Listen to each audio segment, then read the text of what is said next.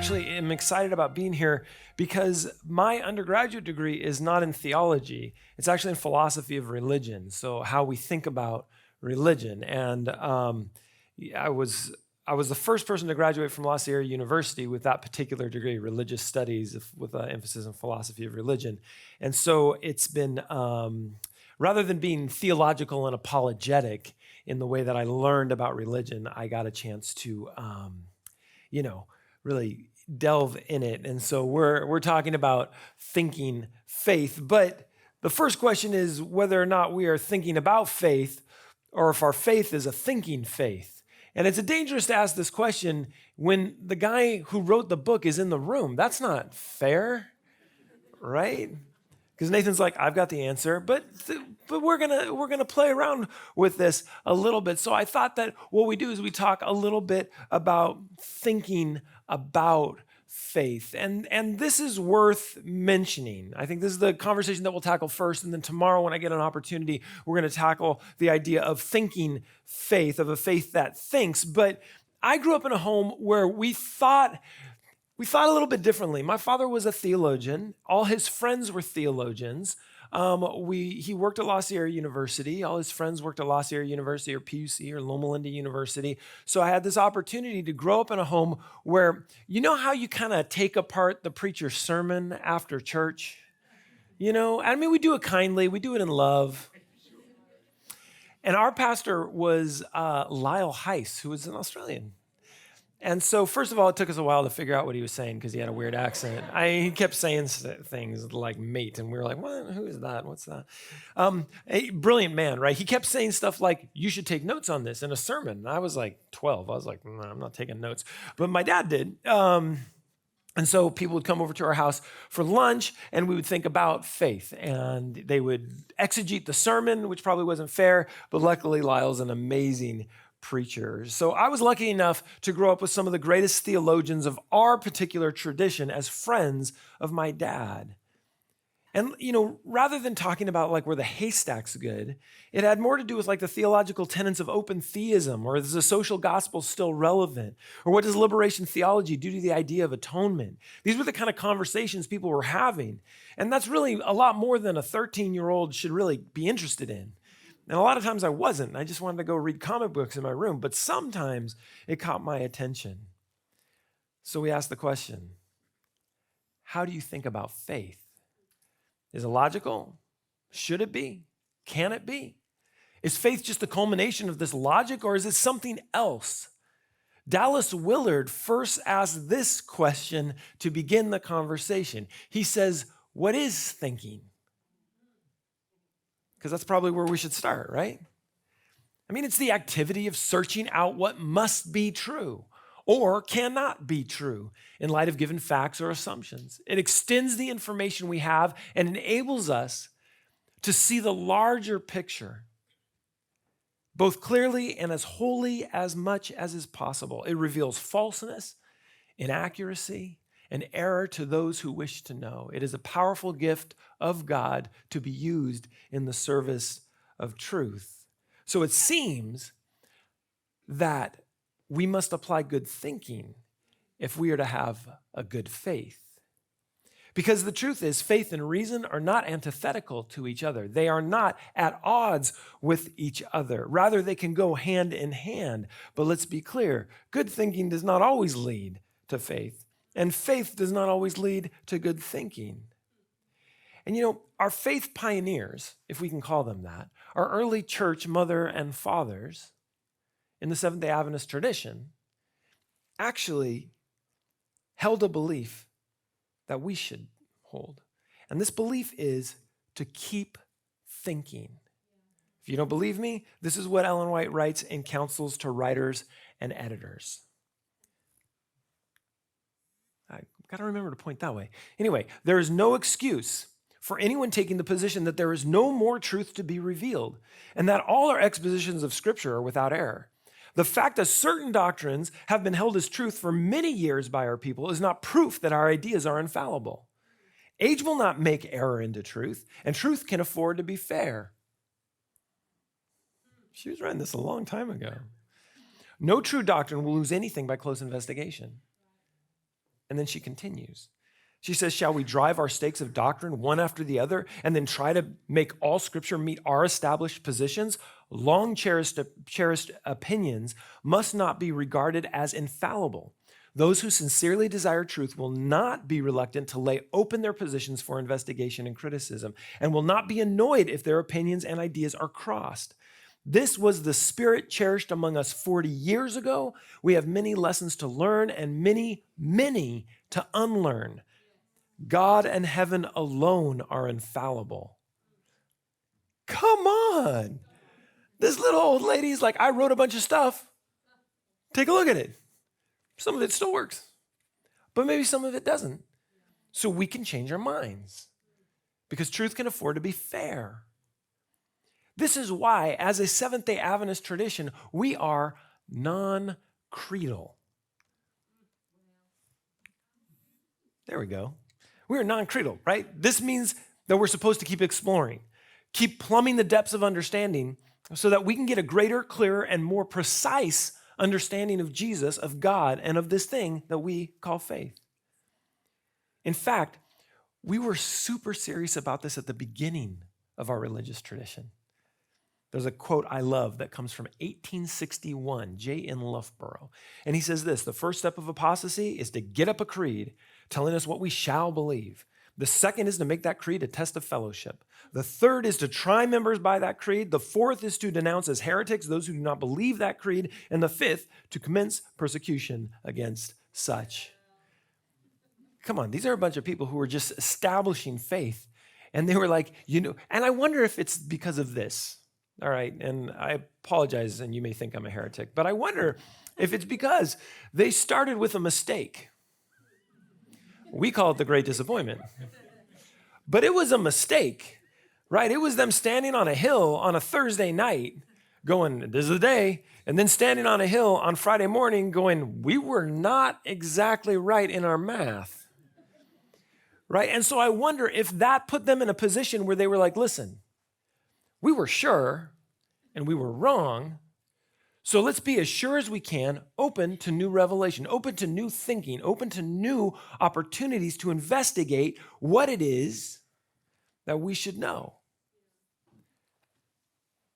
Right? So I guess we ask the question, how do we think about faith? Which begs a greater question, of course. It begs the question of whether or not faith is something to be thought about or taken, as it were, by faith.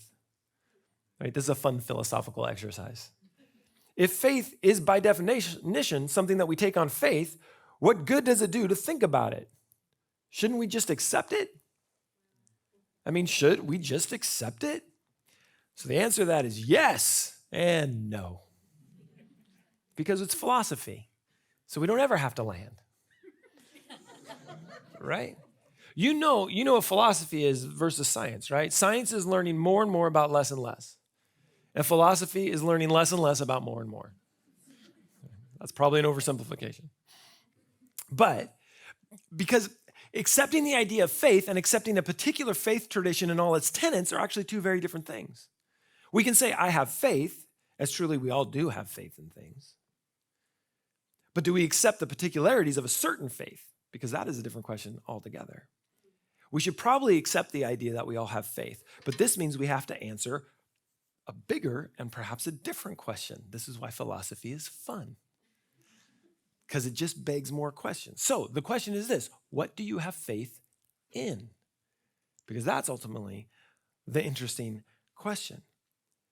Having faith or agreeing to the concept of faith is not the same as defining what it is that you have faith in. The in part makes all the difference in the world. So maybe this is the best question of all. Since we all have faith in things or something, how do you go about defining that thing which you believe in? I mean, have you ever done this? Have you ever made a list of like the top 100 things that you believe in? Because we all have faith. Every once in a while, somebody will say, I just don't have faith. And I'm like, that's not true. You sat on that chair. When you sat down, you had faith, right? Because there's other chairs you sat down on and you didn't have the same sort of faith.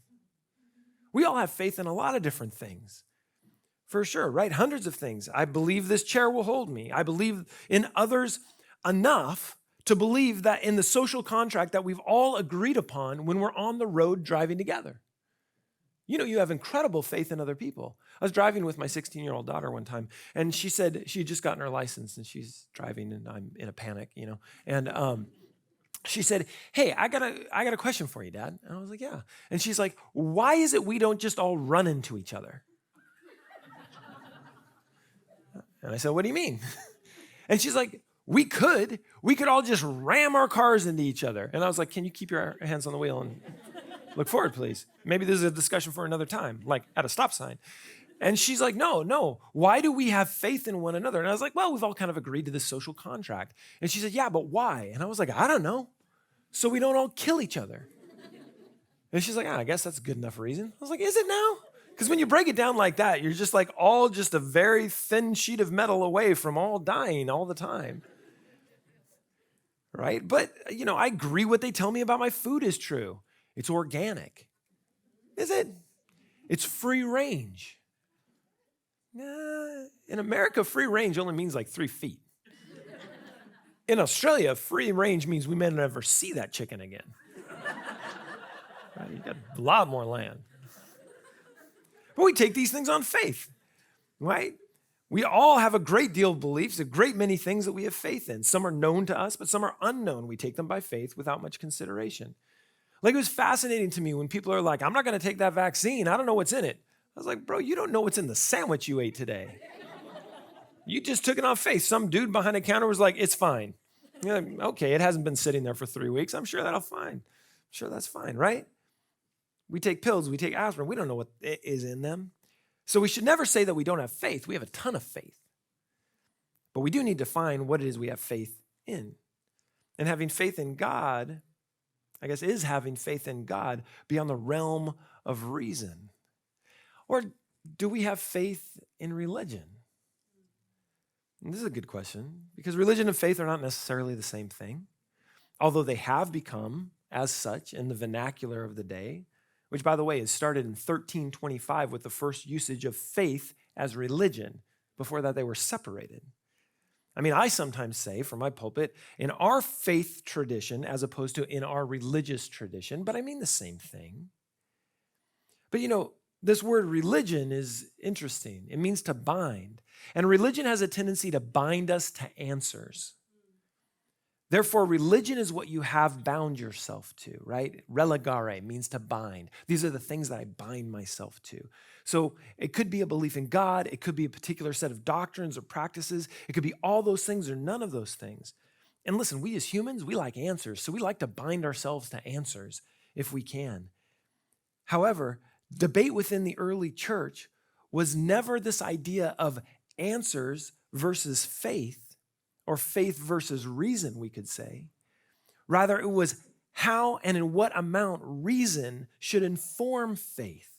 Faith was the assumed position of someone who was alive. There was not the idea that you could think your way into faith, but rather that faith is the air that we breathe and the water that we swim. And what we've done is we've bound ourselves to a bunch of answers, and we've called that religion. And we need to probably be a little careful about that. Because while religion has a tendency to bind us to answers, faith has a tendency to bind us to questions. And I find this to be much more interesting. The questions that faith brings up are things that I find fascinating. And in fact, Paul spoke to what faith is in the quintessential text on faith, right? Where it says, now faith is the substance of things hoped for, the evidence of things not seen. And I did quote from the King James Version, which I rarely do. But that seems right? That's how we learn that. It's the substance of these things hoped for, the evidence of things not seen. It pushes back on the sin of certainty, understanding that we are living in this place of questions, and that is okay. And I got to tell you, it seemed like Jesus, rather than relegaring himself, rather than binding himself to answers, he liked to live in the questions a lot more than anything else. And in fact, he liked to live in a good conversation. And this is why we see Jesus time and time again looking to engage us in a better understanding through dialogue rather than simply sage on the stage teaching. Don't believe me? We'll take a look at a parable. But he spoke in what was called non-literal utterances, which in more plain words means it's something that was not, is not, and was never meant to be taken literally. And we call these non-literal utterances parables. We call them parables, short stories that seem to always have a moral. But did the first century hearers hear them in the same way that we do? Probably not. In fact, they were often used to keep engagement happening amongst the hearers rather than to answer every single question. The truth is, we are more comfortable with a creed than a call. And this is why we love doctrine, right? But Jesus didn't speak in doctrine. Jesus spoke in parables, and he spoke of relationships, and he spoke of all these indefinable, mysterious things that are a huge mess. I mean, I don't know about you, but I would have loved if Jesus would have came and said, listen, here's the 14 things. And we as Adventists would have said, 14? There's at least 14 more. But Jesus didn't do that, which is why I love the fact that our particular tradition is non-creedal. Because Jesus didn't come to set down a creed. And we can agree with creeds. I mean, that's fine. But we, as a tradition, have always said, you know, this begs more conversation. This begs some more faith and maybe a little less religion. Right? Jesus didn't speak in doctrine. He spoke in parables so that we would see needs and respond. In fact, our secret understanding of the world, what is right and what is wrong, would be ignited again to inform the way that we live our lives. So I guess the question is, what do we want from the parables? That's the question. What do we want from the parables? Do we want morality stories? Do we want these cute little blessings that are all tied up with answers to every question? I was preaching one time, and a person came up to me and said, I don't like your preaching. I was like, great, thanks. Appreciate that. Never know what to do with those things. Like, I've been doing this for a while. It's not like if someone comes up and says, I don't like your preaching, I'm going to go, oh, I didn't know. Let me change all that. Like, I'm not going to do that. But they came up and they said, I don't really like your preaching. And I said, oh, okay. Why? And they said, because you don't give us the blessing at the end. I said, what do you mean? I'm not really sure what you mean. And she said, listen, I like a preacher who poses a question at the beginning and then spends time answering that question and then wraps it all up, ties in a little bow, and gives me the blessing. And she said, could you do that more? And I said, no. And she was very frustrated. She said, why not? I said, because I want you to talk about this sermon when you go home. I want you to talk about the questions that we asked and the mystery that we delved into when you go home. And she said, that seems like a lot of work. I said, well, maybe you need a new church. She may have found one. Right?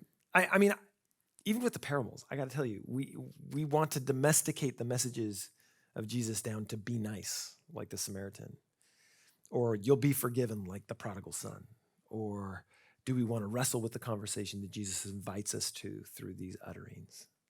So let's take a look at just one, and I know we're getting late here, so we'll move quickly.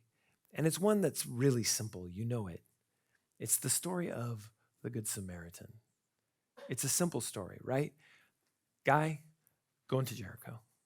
On the road, gets stopped by robbers, burglars, whatever the word is we want to say. Do you have to burgle a place? You can rob a person, but you burgle a place? Nobody knows. What's that? Burgling is without threats. Fascinating. I've learned something today. Thank you for that. I'm so appreciative. That's thinking faith right there. Okay, so you know the story. He's going down to Jericho, gets beat up, he's laying on the ground. He's out, he's bloody. Priest walks by, goes around the other side. Levite walks by, goes around the other side. Samaritan shows up, picks him up, put him on his donkey, takes him to the inn, pays the innkeeper some stuff, and leaves, right? What do we normally get from this? What we normally get from this is that priests and Levites were not great people, right? The Samaritan, great guy, right? Be like the Samaritan. That's the third point. And then fourth point, maybe don't go down to Jericho on that same road. That's kind of what we get, right? But if we were to look at this conversation a little bit differently, we begin to see that there's so much more going on. It's the way that we approach our faith, the way that we think about faith, right? Rather than just a prescribed way, but saying, hey, let's stop thinking about the answers for a second and let's think about the questions, because the question that's posed is really this: what must I do to be saved? Right? What's going on? And this guy goes to Jesus and he's like, hey, what do I have to do? And Jesus says, what do you think? Because Jesus knew that when you talk to an expert, you don't have to answer any questions. You just have to ask them questions because they want to answer them all, right? That's the problem with getting a doctorate. You think you know something. So Jesus says, what do you think? And see, that was a very common question because there were two schools of thought going on at the time. There was Hillel and there was Shammai, right? And those two schools of thought, one was love the Lord your God with all your heart, soul, strength, and mind. Love your neighbor as yourself. I believe that was Shammai. And Hillel was love the Lord your God with all your heart, mind, strength, all that, and be pure. Those were the two schools of thought that were going on. Jesus was clearly from Shammai. So Jesus says, what do you think? And the guy answers the question correctly. Love the Lord your God with all your heart, soul, strength, and mind. Love your neighbor as yourself. And he's like, you're right. Do that. That's be awesome. And the guy's like, well, I don't really want to do it. That seems like a lot of work. So, being an expert in the law, he decided to vociferate a little bit. He decided to say, hey, maybe let's break this down a little bit. And he goes, well, yeah, but I don't really know who my neighbor is. And Jesus goes, let me tell you a story. And then he goes ahead and he tells the story, same story that you just heard, right? But what we begin to realize is that there's a lot more going on in the story. For instance, like a priest would have worked, 7 to 10 days in the temple, and then he would have been off for a few weeks. But as he went to go work at the temple, it would have taken 1.5 to 2 days to really become ritually clean. And the same, as he's leaving the temple, it would have taken a couple days to become clean. He's walking down the road. He sees this guy. According to Levitical law, he can't touch somebody who's bleeding, and he certainly can't touch a foreigner. He doesn't know if this guy's a foreigner, but he does know for sure that he's bleeding. He doesn't really want to go back now that he's on vacation. He doesn't really want to go back and wash up for 2 more days just to handle this guy, so he walks around. Then comes a Levite. You know who a Levite was? His secretary. If your boss isn't going to touch that guy, do you think you're going to touch that guy? No, you don't want to make your boss look bad. So he walks around too. Samaritan shows up, doesn't have quite the same understanding or relationship with Levitical law, and decides, I'm going to take care of this guy. And then does more than just take care of this guy. He's moved with compassion, right? He actually picks him up, puts him on his donkey, takes him there, and then he pays for his health care. And he says, if there's any more that you need to do to take care of this man, let me pay for that as well. I'll pay for that when I come back. He actually set up, he wasn't just full of compassion, he actually set up a system of advocacy for the man. Like, that's really powerful. And then Jesus tells the story and he looks at the guy and he goes, so, who should you be like? And the guy's like, well, this is easy. Probably like the guy who helped him. Doesn't he want to say Samaritan, right? Dirty word. It's probably like the guy who helped him. And Jesus said an interesting thing. Jesus said, yeah, go and do that, right? There is more to what was going on in the story, right? Go and do. At the end of the day, this was a call to action. It wasn't a moral, like a story with a little blessing in it. It was a reminder of what the young man believed actually to be true. In this way, Jesus was speaking prophetically into this man's life. Because you know what a prophet does. A prophet speaks to a group of people and says, not that way, that way. That's the wrong way. Go this way. And sometimes he'll get a little spicy, right? Because he'll say, don't go that way, you cows of Bashan. Minor Prophets, you should read them. They're super fun, right? He's talking to all the women. He's all, hey, cows of Bashan. That's not complimentary. Just in case you were wondering. Right? Don't go that way. That's the cow way. Go this way. right? Which is the prophetic voice, right? And sometimes pastors speak in prophetic voices. And when prophets show up, they speak in prophetic voices, obviously, not that way, this way. And obviously, when Jesus showed up, he was speaking prophetically into this man's life. And he was saying, listen, I gave you this little word study so that you could remember what you said you believed at the beginning. And now I'm telling you, go do those things that you say that you believe. You must be engaged, not just have an answer. So when we think about faith, we have to think about faith differently. Jesus was speaking prophetically, but he was just more clever. And his words and his cleverness still ring true today. How are you being called to be engaged in the revelation that God is showing you in your life? How are the words that you find in Scripture pulling us to think about faith in new and revelatory ways? How is the way we think about faith calling us to engage more deeply? Because one of the biggest tragedies, in my opinion, of the preaching that happens within our faith tradition is it sounds like this: we're right. Let me explain to you why we're right, so you'll know we're right. See? But we actually come from a tradition that says we were wrong, we think we're right, but we should probably talk about it some more. And let's make sure we don't write it down as a checklist to make sure we stay engaged in the conversation. Now, that's our philosophical understanding of how we engage with faith and thinking about faith. That is not necessarily the practice that we experience in church. So we have to demand conversation. We have to demand dialogue beyond monologue. That's really important for us to do, right? So we have to, how the way we think about faith and how it's calling to engage us in the conversation more deeply is important. And that conversation can be with God, it can be with others, it can even be within ourselves. Are we willing to approach our faith differently than we have, from new angles and new perspectives? Are we willing to deconstruct and then be patient before we reconstruct our faith with those elemental pieces that we have left? And maybe there's just one more question that we need to ask, and then I'll finish tonight. Are you willing to trust? And I know you probably weren't expecting that question. Because here's the tough part. You have to be willing to trust that the Holy Spirit will guide you to a greater understanding, will guide you to a better way to think about and engage in faith.